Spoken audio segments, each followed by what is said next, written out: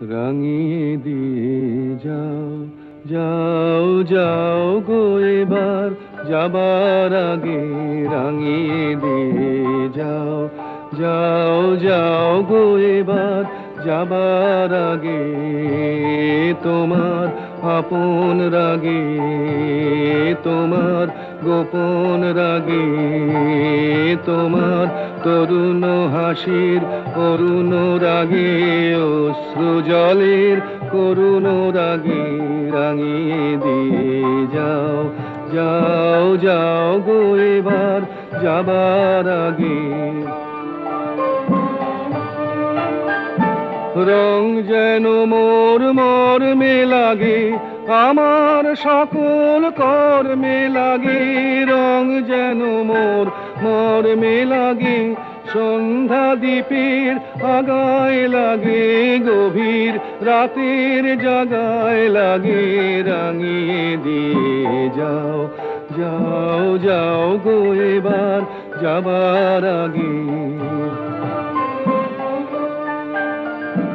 যাবার আগে যাও গো আমায় জাগিয়ে দিয়ে, রক্তে তোমার চরণ দোলা লাগিয়ে দিয়ে। যাবার আগে যাও গো আমায় জাগিয়ে দিয়ে, আধার নিশার বক্ষে যেমন তারা জাগে, পাষাণ গুহার কক্ষে নিঝর ধারা জাগে। মেঘের বুকে যেমন মেঘের মন্দ্র জাগে, বিশ্ব নাচের কেন্দ্রে যেমন ছন্দ জাগে, তেমনি আমায় দোল দিয়ে যাও। যাবার পথে আগিয়ে দিয়ে, কাঁদন বাঁধন ভাগিয়ে দিয়ে রাঙিয়ে দিয়ে যাও। যাও যাও গো এবার, যাবার আগে রাঙিয়ে দিয়ে যাও। উনি মানুষ,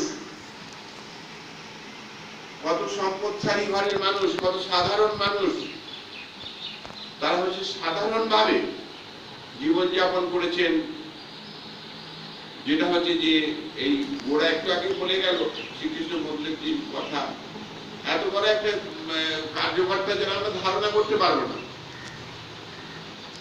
সেই ওই বড় মাপের কার্যকর্তা সাধারণ স্বয়ংসেবকদের সঙ্গে সাধারণভাবে থেকে এই যে সংগঠনের যে স্বীকৃতি ঘটিয়েছেন, আজকে আমরা যে আজ সারা ভারতবর্ষ ব্যাপী যে তাদের যে স্মরণ সভা বা শ্রদ্ধা আমরা জানাচ্ছি ভারতবর্ষের বিভিন্ন জায়গাতেই, এগুলো শ্রীকৃষ্ণ বলছেনজি সর্বভারতীয় কার্যকর্তা হিসাবে শেষ জীবনে ছিলেন। আর তপনদার কথা ওনারা বলবেন, আমি ওই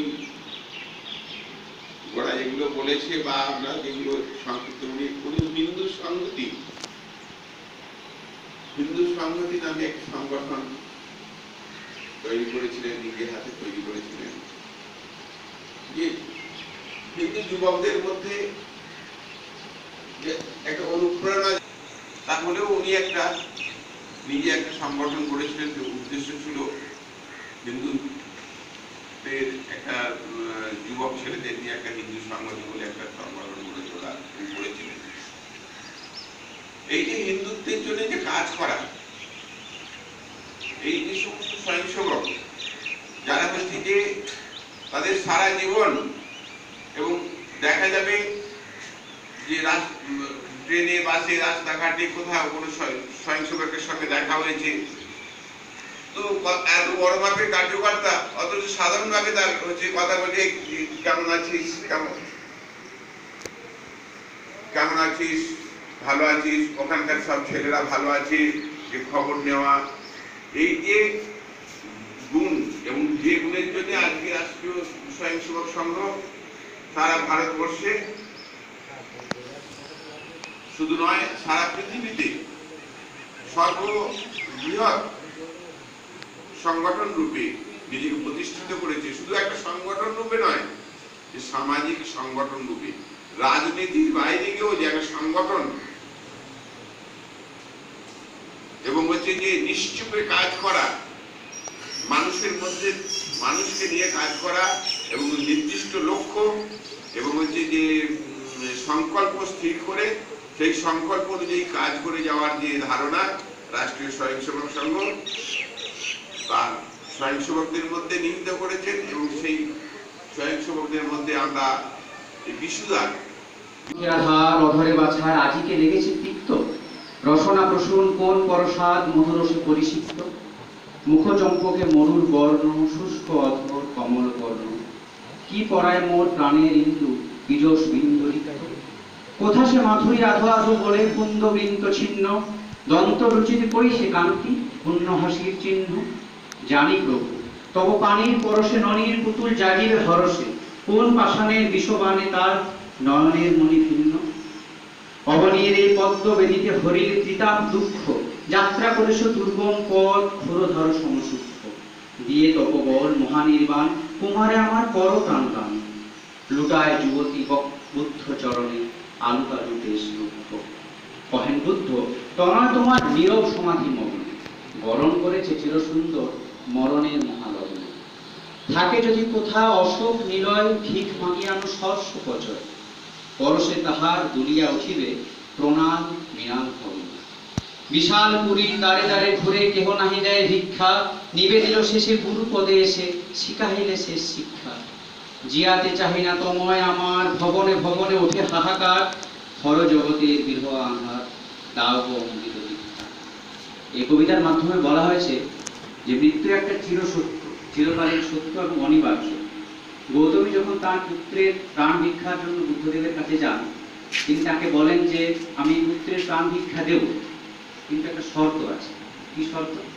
তিনি বলেন তুমি এই পুরো শহরের যে কোনো একটা পরিবারের থেকে এক মুঠো সর্ষে দিয়েছো, কিন্তু এমন পরিবার থেকে আনতে হবে যে পরিবারে আজ অবধি কোনো মৃত্যু হয়নি।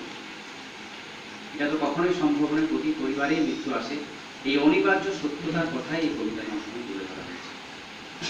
করো এ জীবন পূর্ণ করো, এ জীবন পূর্ণ করো, এ জীবন পূর্ণ করো, দহন দ্বারে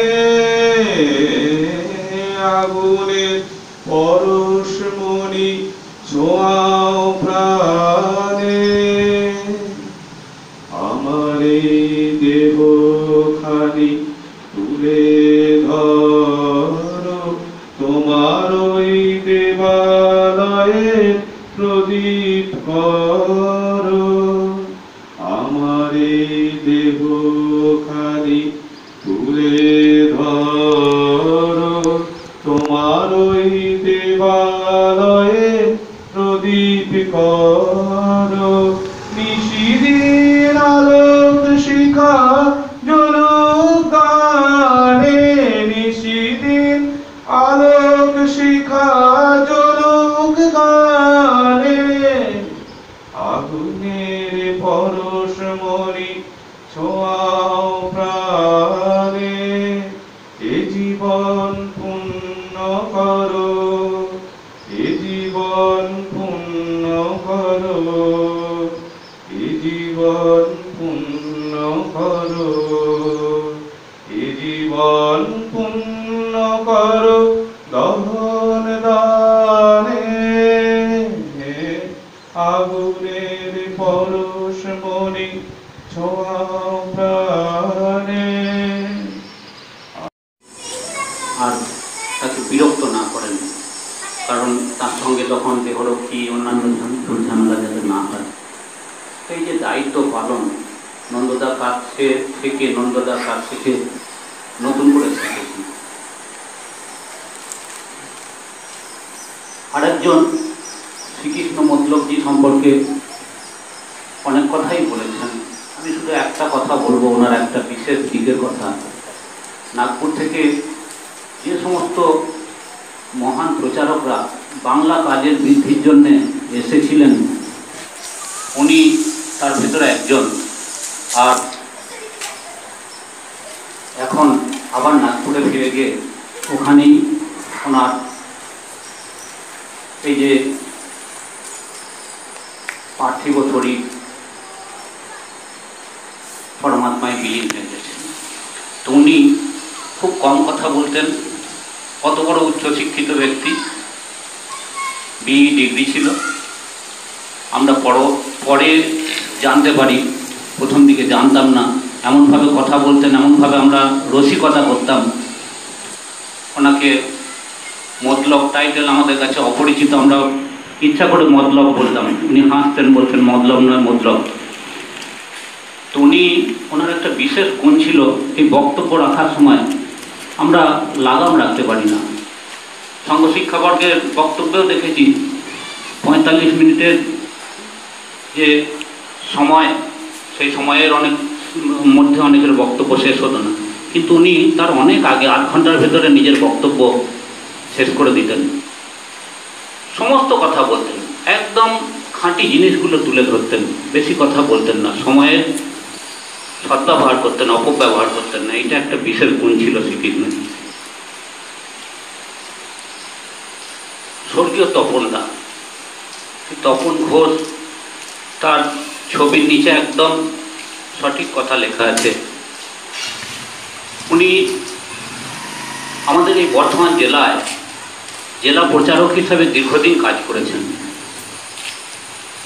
আমরা যে সময়ে স্বয়ংসেবক হয়েছি সেই সময়ে ঠিক তপনদা চলে যাচ্ছেন, ওই জায়গায় অমরদা আসছেন, এরকম একটা সময়ের সঙ্গে স্বয়ংসেবক হয়েছি। কিন্তু তপনদা চলে যাওয়ার পরেতেও অখিল ভারতীয় বিদ্যার্থী পরিষদের সংগঠন সম্পাদক হিসেবে এখানে বারবার এসেছেন। তো সেই সময়ে ওনার ক্রিয়াকলাপ দেখেছি। তার আগে ঘটনা আমরা শুনেছি, 75 সালে জরুরি অবস্থার সময় জেল খেটেছেন।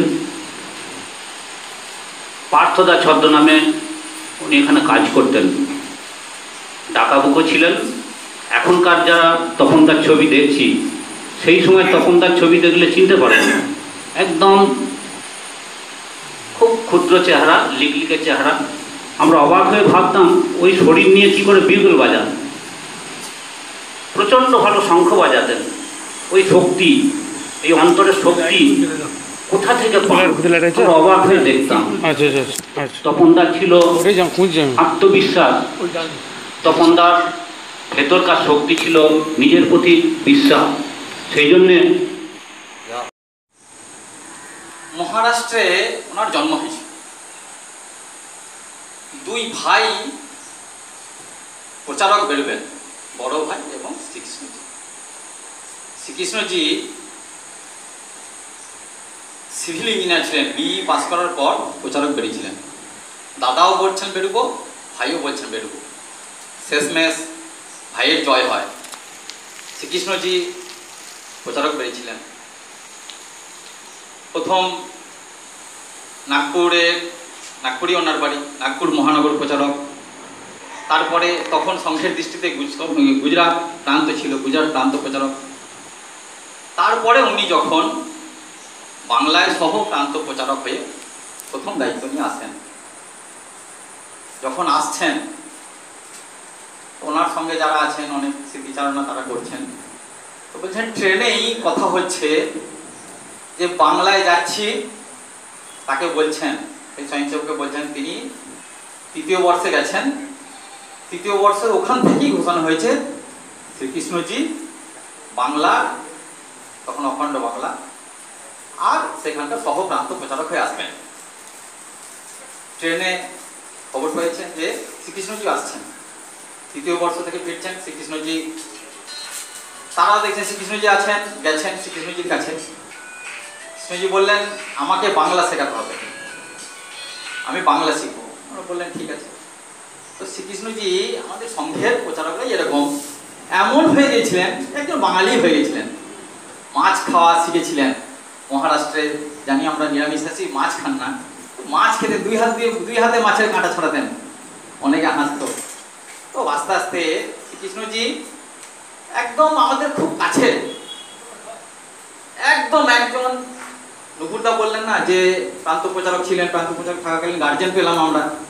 বাইক ছাড়লাম, মা বাবাকে ছাড়লাম, কিন্তু একজন গার্জেন পেলাম। তো একজন আমাদের পরিবারের একজন হয়েছে, আমাদের গ্রামেও দিয়েছিলেন। আর সর্বোপরি উদয়দা যা বললেন যে ভাতার এবং কুলচন্ডা, বিশেষ করে কুলচন্ডা, এ তো একদম কি বলবো, এ সমস্ত বহু মহাপুরুষের, আমাকে মহাপ্রভুরও পদধূলি এই গ্রামে পড়েছে।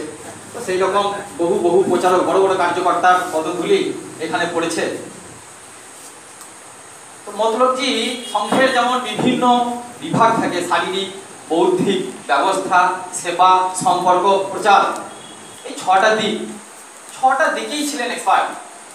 শারীরিক এক্সপার্ট ছিলেন, তো কেমন ভাবে শারীরিক করতে হবে, দণ্ডের প্রশিক্ষণ, নিযুদ্ধ ইত্যাদি ইত্যাদি সব নিজে থেকে হাতে ধরে দেখিয়ে দিতেন। সেরকম একটা সেবার উদাহরণ, একজন আমাদের দুর্গাপুরের স্বয়ংসেবকের স্ত্রী, তো সন্তান সম্ভবা, বাচ্চা হয়েছে, বাচ্চাটি একটি বিশেষ অঙ্গ নেই, মানে সমস্ত রকম যত রকম চিকিৎসা উন্নত শাস্ত্র থাকে, তো সেখানে বলেছে বাচ্চা বাঁচবে না। শ্রীকৃষ্ণজি তাকে কলকাতায় এনে চিকিৎসা করালেন। তো বাচ্চা নিশ্চিত মরবে, তার মৃত্যু নিশ্চিত। সেই অবস্থায় মায়ের কেমন মনের অবস্থা, সেই অবস্থায় মায়ের পাশে থেকে মাকে প্রতিনিয়ত সাহস জুগিয়ে, তারপরে সে এবং সঙ্গে প্রতিদিন তার খোঁজ নেওয়া, প্রত্যেকদিন তার জন্য সেই হসপিটালে যাওয়া, মায়ের কাছে থাকা, মায়ের সঙ্গে কথা বলা, সেই শিশুর দেখভাল করা। আজকে সেই শিশু বড় হয়েছে, সেও ইঞ্জিনিয়ার হয়েছে, পুনেতে বড় পোস্টে চাকরি করছে। তো এইরকম ছিলেন শ্রীকৃষ্ণজি, সকলের সঙ্গে একদম মিশে যেতে পারতেন, ভাবগম্ভীর ছিলেন। গায়ের রং ছিল কালো। একটা সংঘের কার্যক্রমে মঞ্চে 4 জন উপস্থিত আছেন। শ্রীকৃষ্ণজি, আমাদের বর্তমান অখিল ভারতীয় সহপ্রচারক প্রমুখ অদ্বৈত চরণ দত্ত, আরো 2 জন ছিলেন। সকলেই ওই একই রকম গায়ের রং, একই রকম ছিল। তো মজা করে উনি বলছেন, যারা সামনে বসে আছে তারা ভাববে আরএসএস মানে বোধহয় এরকম হতে হয়, আরএসএস হতে হলে বোধহয় গায়ের রংটা এরকম হতে হবে, না হলে আরএসএস হয় না। তো মজা করতেন। তো এরকমই ছিলেন, সব দিকে এক্সপার্ট ছিলেন, শারীরিক, বৌদ্ধিক, ব্যবস্থা। নিজে ইঞ্জিনিয়ার ছিলেন, যে কেশব ভবন, উনিও ওনার যথেষ্ট অবদান আছে ওখানে কেশব ভবন তৈরিতে, সিভিল ইঞ্জিনিয়ার ছিলেন। এরকম গ্রামে এসেছেন, গ্রামে ওনার পরিচয় করে দিয়েছেন যে সংঘের প্রচারক, মানে আমরা জানি একজন প্রচারক বলে গেলেন যে গৃহী সন্ন্যাসী, সন্ন্যাসীরা তো গেরুয়া পড়েন, মঠে থাকেন, হিমালয়ে যান, আশ্রমে সাধনা করেন, অনেক সহজ সন্ন্যাস জীবন পালন করা। কিন্তু প্রচারক জীবন পালন করা, এই গৃহস্থের মধ্যে থেকে নিজের এত কোয়ালিফিকেশন, নিজের ডিগ্রি, এর মধ্যেও লোভ, লালসা সমস্ত রকম ত্যাগ করে একমাত্র পরম বৈভব নিয়ে তুমি তৎপরাশ্রম সংঘের যে উদ্দেশ্য, আদর্শ, তাকে সামনে রেখে এই যে টিকে থাকা, এই বড় কঠিন কাজ। আমাদের কার্যকর্তারা অনেকে বলেন, প্রচারকরা বলেন যে কার্যকর্তা দেব দুর্লভ কার্যকর্তা।